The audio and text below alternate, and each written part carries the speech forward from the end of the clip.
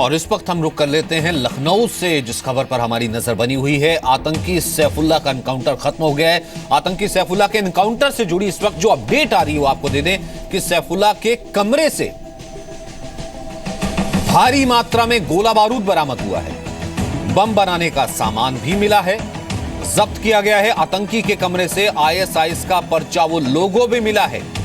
कमरे में भारत का नक्शा मिला है, पिस्टल है, चाकू है और कई करेंसी भी मिली है।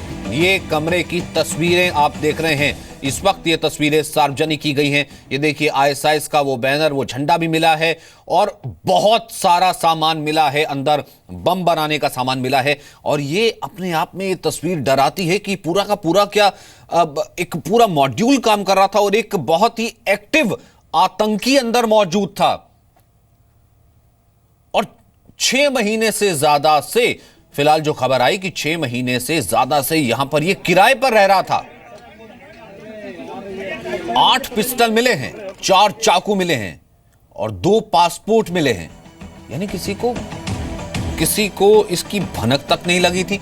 विवेक तिवारी हमारे साथ मौजूद है। विवेक, और क्या डिटेल है? देखिए, जो सामान इसके कमरे से मिले हैं उससे ये लग रहा है कि कोई ये लोग साजिश करना चाह रहे थे। विस्फोटक मिला है और बम बनाने का सामान मिला है और जो कुछ ऐसे सामान मिले हैं जिससे ट्रेन की पटरियां खोली जा सकती हैं, उन्हें डिस्टर्ब किया जा सकता है, इस तरह के भी कुछ इंस्ट्रूमेंट मिले हैं। तो ऐसा लग रहा है कि इन लोगों की साजिश किसी बड़ी रेल दुर्घटना को अंजाम देने की थी। हालांकि अभी इसकी पुष्टि ATF ने नहीं की, लेकिन जो सामान मिले उससे यह अंदाजा लगाया जा रहा है कि कोई ना कोई इनकी योजना जरूर थी बड़ी वारदात को अंजाम देने की। और विस्फोटक मिले हैं और बारूद मिला है, किस तरह से बम बनाया जा सकता है उसके छर्रे मिले हैं, कारतूस और चाकू, पिस्टल्स मिले हैं, नक्शा मिला है भारत का। इसके अलावा ISIS का एक झंडा भी मिला है, जिससे ये बिल्कुल पुष्ट हो रहा है कि इनके ताल्लुकात ISIS से थे और उसके इशारे पर ये लोग यहाँ पर लखनऊ में और उत्तर प्रदेश में कोई वारदात को अंजाम देना चाहते थे। ये भी बिल्कुल तय हो गया है कि जो मध्य प्रदेश में दुर्घटना हुई थी, देखो यार साहब, एक बड़ा ऑपरेशन है, एक बड़ी सक्सेस है।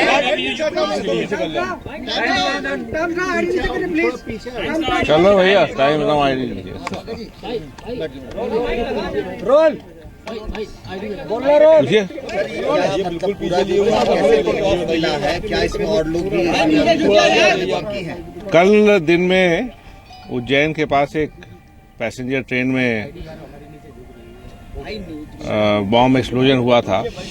उसके बाद हम लोगों के पास एक दूसरे स्टेट से इंफॉर्मेशन आई थी, जिसके आधार पर यहाँ पर कार्रवाई की गई थी। लगभग 1 बजे के लगभग हमारे पास इंफॉर्मेशन आई थी, उसके बाद हमने कार्रवाई करी थी। इस कार्रवाई में यहाँ पर जो ऑपरेशन हुआ है उसके बारे में आपको जानकारी है। इसके अलावा कानपुर और उसके आसपास दो लोकेशंस पे कार्रवाई करके वहाँ कुल 3 लोग जो हैं उनको हिरासत में लिया गया, उनसे पूछताछ की जा रही है। और जो यहाँ व्यक्ति था, संदिग्ध था, वो उसको हम लोगों ने प्रयास किया कि उसको जिंदा हम गिरफ्तार कर लें, लेकिन लास्ट तक वो नहीं माना और अल्टीमेटली हमको फिर ऑपरेशन करके उनको न्यूट्रलाइज करना पड़ा। सर, ये जो अलग अलग जगह से गिरफ्तारी हुई है, ये क्या सभी एक ही मॉड्यूल से जुड़े हुए थे? सभी का ISIS से ही संबंध है? इस स्टेज पर इस समय जानकारी लिमिटेड है हमारे पास, लेकिन उस लिमिटेड जानकारी पे के आधार पर आपके सवाल का जवाब हाँ में है। आगे उनसे बातचीत होगी और पता चलेगा। Sir, do you think you could anticipate the movement or the presence of these people here on time, sir, in good time? Or? The fact that we were able to come pinpointedly to the place where they were staying makes it obvious that the intelligence input that had been developed by the various agencies was very specific. Sir, north India में ISIS का module मिलना और इतने बड़े स्तर पर मिलना कि एक पूरा का पूरा इतना बड़ा गुट है, यूपी पुलिस अब इस पे आगे और काम करेगी कि इतना बड़ा जो संगठन है, इतना खतरनाक संगठन है, वो यूपी में कितनी जगह फैला है? स्वाभाविक रूप से इन सब चीज़ों पर अभी और बात की जाएगी, काम किया जाएगा। Thank you. यूपी के DGP जावेद अहमद इस वक्त थे और उनका यह कहना है कि उनके पास ये इन्फॉर्मेशन थी और उसी इन्फॉर्मेशन के मुताबिक काम किया गया और कोशिश ये अंत वक्त तक की जा रही थी कि उसे गिरफ्तार किया जाए, लेकिन ग्रुप बन रहा है और उससे संबंधित एक सस्पेक्ट हो सकता है। इस सूचना पे हमने यहाँ पे घेराबंदी की और सस्पेक्ट को सरेंडर करने के लिए बताया। लेकिन उसने तो हमारे ऊपर फायर किया। लेकिन हमने इस जगह की घेराबंदी की और कई घंटे हमने हर संभव प्रयास किया कि इसको जीवित हम गिरफ्तार कर पाएं। इसके परिवार से बात कराई, फोन मिला करके इसको लगातार हमने काउंसिल किया, नेगोशिएट किया इसके साथ में। जब नई बात बनी तो फिर हमने चिली बॉम्ब और टीयर गैस जैसे केमिकल्स यूज किए इसको स्मोक आउट करने के लिए, लेकिन ये सारी टैक्टिक्स हमारी सफल नहीं हुई और ये अंदर से लगातार फायर करता रहा। जब कोई विकल्प नहीं बचा तो फिर कमांडोज ने स्टॉर्मिंग ऑपरेशन किया अंदर, और जब हम लोग ने रूम एंट्री की तो इसने हमारे ऊपर फायर किया। हम लोग ने भी प्रत्युत्तर में इसको फायर किया और लगभग 4 या 5 गोलियां इसको लगी और सैफुल्लाह नाम का व्यक्ति वहां पे मारा गया।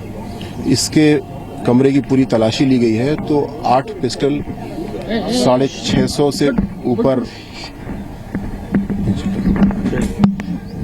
इसके कमरे की तलाशी ली गई तो 8 पिस्टल्स, 650 से ऊपर राउंड्स, 50 से ऊपर फायर किए राउंड जो इसने हम लोग के ऊपर फायर किए हैं पूरे ऑपरेशन में। इसके अलावा बहुत सारा एक्सप्लोजिव बनाने का सामान बना हुआ, अध बना और रॉ मटेरियल मिला है। अंदर से गोल्ड और कैश मिला है, पासपोर्ट्स मिले हैं, बहुत सारे सिम कार्ड्स मिले हैं। तो काफी सब्सटैंशियल ये ग्रुप प्रतीत होता है और इसमें 2 लोग और हैं जिनको कि हम लोग अभी ट्रैक कर रहे हैं और हम लोग कोशिश कर रहे हैं कि उनको जल्दी से जल्दी ट्रैक डाउन करें और हम अरेस्ट कर पाए।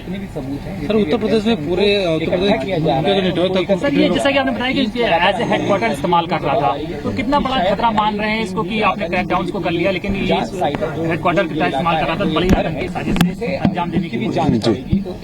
जितना वेपन और एमुनिशन यहाँ से बरामद हुआ है ये निश्चित रूप से गंभीर बात है, लेकिन समय रहते ये ऑपरेशन हुआ और एक बड़ा खतरा इसके जरिए टल सका है। अगर हम इसको जिंदा गिरफ्तार करते तो हम और खुश होते क्योंकि एक मौत से बच सकते थे और बहुत सारी हमको नॉलेज इससे मिलती। लेकिन हमने हर संभव प्रयास किया और जब कोई हल निकला तो हमारे कमांडोज बहुत ट्रेंड हैं, उन्होंने ऑपरेट किया, किसी भी कमांडो को इंजरी नहीं हुई और हम लोग इसको मार गिराने में सफल हुए। सर 2 लोगों की और तलाश है, कौन 2 लोग? अब अगर मैं अभी बता दूंगा तो फिर वो पकड़ना उनको मुश्किल हो जाएगा। इसी ग्रुप से रिलेटेड 2 लोग हैं जो ऑन द रन हैं और हम उनको पकड़ने का प्रयास करते हैं। Thank you. तो ये एटीएस के आईजी थे असीम अरुण। उनका ये कहना था कि बहुत कोशिश की, इसके परिवार से भी बात कराई कि किसी तरीके से हम इसे इन्फ्लुएंस कर पाएं और इसे जिंदा गिरफ्तार कर पाएं ताकि हमें और इंफॉर्मेशन मिल पाती। लेकिन बहुत वक्त बीतने के बाद भी जब ऐसा नहीं हो पाया तो इसे न्यूट्रलाइज कर दिया गया, यानी कि फिर इसे मार गिराया गया कॉम्बिंग ऑपरेशन के तहत, क्योंकि उसके बाद ये लगातार फायरिंग कर रहा था। विवेक, और इस चीज का भी जिक्र किया गया है कि 2 अभी और ऐसे टेररिस्ट हैं जो कि ऑन द रन है, यानी कि जो अभी भागे हुए हैं, जिनकी तलाश जारी है। क्या अब आसपास भी कोई सर्च ऑपरेशन चल रहा है अभी? जी नहीं, देखिए कल जब सबसे पहले एटीएस अपने इस इंफॉर्मेशन पर इस घर में पहुंची थी तो तकरीबन 6 लोग थे एटीएस की तरफ से, और जब मकान को उन्होंने नॉक किया तो गोली चली और 2 लोग कोई भागते हुए यहाँ से वो फरार होने में कामयाब हो गए, और बाकी का जो एक और था जिसको सैफुल्लाह था, जिसको बाद में मार गिराया गया। तो 3 लोग कुल थे ये इस जगह पर, और ये भी पता लगा है कि यही 3 लोग ने स्टूडेंट बन करके इस मकान को किराए पर तकरीबन 3-4 महीने पहले लिया था। तो वो जो 2 लोग और थे जो सैफुल्लाह के साथ थे वो फरार होने में कामयाब हो गए और उनको एटीएस की टीम तलाश कर रही है। हालांकि उनकी लोकेशंस और उनके बारे में बहुत महत्वपूर्ण जानकारी एटीएस के पास है, लेकिन वो उन 2 लोगों का जिक्र किया जा रहा है एटीएस की तरफ से जो इस मकान में किराए पर सैफुल्लाह के साथ ही रहते थे और वो फरार हो गए। अच्छा, क्योंकि बहुत ज्यादा रिहायशी इलाका है, सटे हुआ मकान है और 6 महीने से ज्यादा से एक स्टूडेंट बन के ये रह रहे थे और अंदर इतना सारा सामान मिला है, अंदर बम बनाने तक का सामान है, किसी को भनक नहीं लगी? किसी से बात हुई क्या? जी नहीं, किसी को भनक नहीं लगी। आमतौर पर जो आसपास के लोगों से ये, हालांकि ये मॉर्निंग वॉक भी करते थे, मिलते जुलते भी थे, लेकिन कभी किसी को शक नहीं हुआ। दूसरी बड़ी समस्या लखनऊ की ये है कि जो किराएदार होते हैं वो अपना मकान मालिक उनका वेरिफिकेशन पुलिस से नहीं कराते हैं, और इस तरह इसकी वजह से कई सारी ऐसी वारदातें लखनऊ में हो चुकी हैं, लेकिन बावजूद इसके किराएदारों का वेरिफिकेशन होता है वो ठीक तरह से नहीं हो रहा है। और ये सबसे बड़ा सबक है, बिल्कुल ठीक कहा आपने विवेक तिवारी की, एक छोटा सा प्रोसेस है और किराएदार रख लिया जाता है और पुलिस वेरिफिकेशन नहीं करवाया जाता है। अब ये देखिए कितनी बड़ी ये यहाँ पर वारदात ये सामने आई है। आतंकी रह रहे थे यहाँ पर, लेकिन वेरिफिकेशन नहीं कराया गया था और जो मकान मालिक थे उन्हें पता तक नहीं था, भनक तक नहीं लगी। फिलहाल ये कहना है आस पड़ोस के लोगों की तो बात छोड़िए। मनीष शुक्ला हमारे साथ मौजूद हैं। मनीष, पिछले दिनों जो गिरफ्तारियां हुई हैं, हम ये कह रहे थे कि आईएसआईएस इन्फ्लुएंस्ड कुछ लोग हैं, उसकी विचारधारा से जुड़े हो सकते हैं, लेकिन अब यहां से जैसा असला मिला है, जो बम बनाने का सामान मिला है, आईएसआईएस का झंडा मिला है, ये तो ऐसे लग रहा है कि पूरे तरीके से आईएसआईएस ट्रेंड आतंकी था ये। जी हाँ, ये मेन ऐसा लग रहा है कि मेन शख्स था जिसको रिस्पॉन्सिबिलिटी दी गई थी कि हथियारों का अरेंज करना है। जो हमारे पास जानकारी आ रही है सचिन, ये कहा जा रहा है कि कुल 9 आतंकी थे इस ग्रुप में, जो लेटेस्ट ग्रुप जो फॉर्म किया गया था, जिसमें अगर आप देखें तो 2 कानपुर में पकड़ लिए गए, 3 मध्य प्रदेश पुलिस ने पकड़े, 1 को मारा गया, तो 6 हो गए और अभी भी 3 आतंकियों की तलाश जारी है। और यही बात जो वहाँ के डीजीपी थे वो ये बात कह रहे थे कि कुछ आतंकी ढूंढे जा रहे हैं। इसमें जो सबसे मेन लीडर है वो कानपुर में कल पकड़ा गया था, जो आमिर था इस ग्रुप का।